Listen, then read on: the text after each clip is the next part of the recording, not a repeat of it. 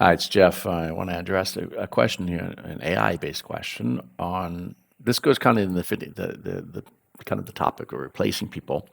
And I'm talking in the education field, but I'm going to keep a little bit education and training, because I work in a company, and I have gotten a lot of courses in universities and schools and stuff, but there are also training courses in companies and in governments and all that. And I want to address this point here with the AI with that, especially for training courses, because I'm working on something right now, but related to that.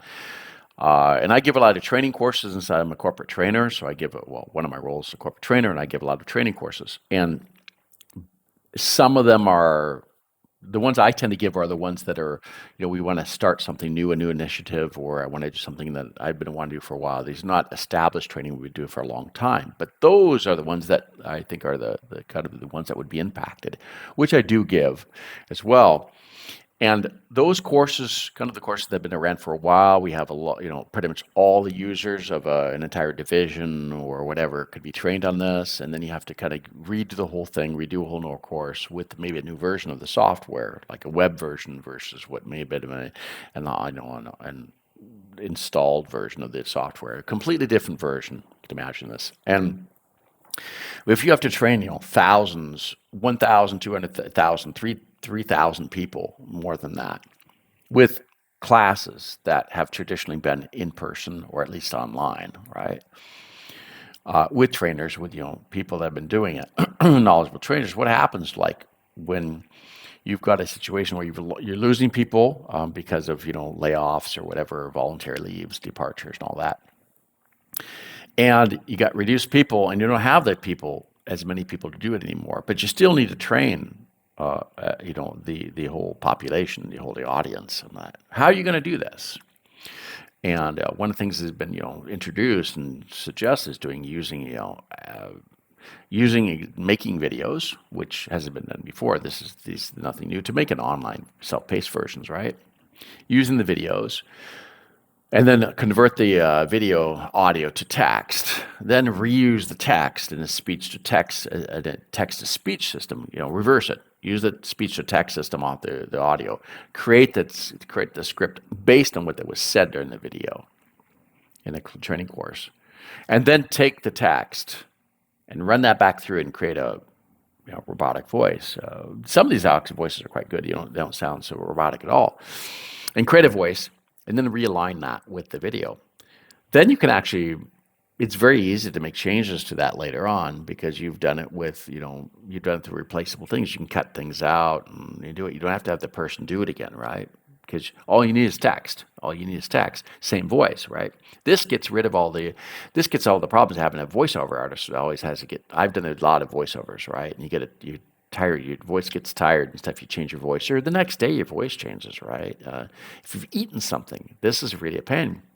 But the nice thing is that you can do an update, change one sentence. You don't change the person's voice because the voice doesn't change. It's an electronic voice, right? And this makes updates a lot easier to do. If you change one word, I've done this in the past where you had to have like voiceovers. You do a 3-hour voiceover something, and your voice is trashed at the end, but you got to do this thing, and it takes 10 hours of recording to create 3 hours of voice and go through and filter it, right?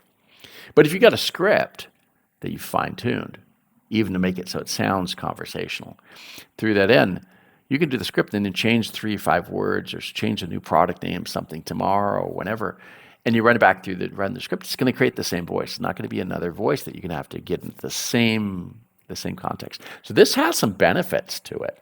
It really does. But I think it comes back to the ethical and moral points here of AI ethics. And is it good to replace people? Is it good to have the bot doing the voice? Let's call it a bot, but have the generated voice, right? The speech to text creates the text from the video, and then you use that, go the opposite direction. Is that bad? Well, I think it kind of depends on your perspective.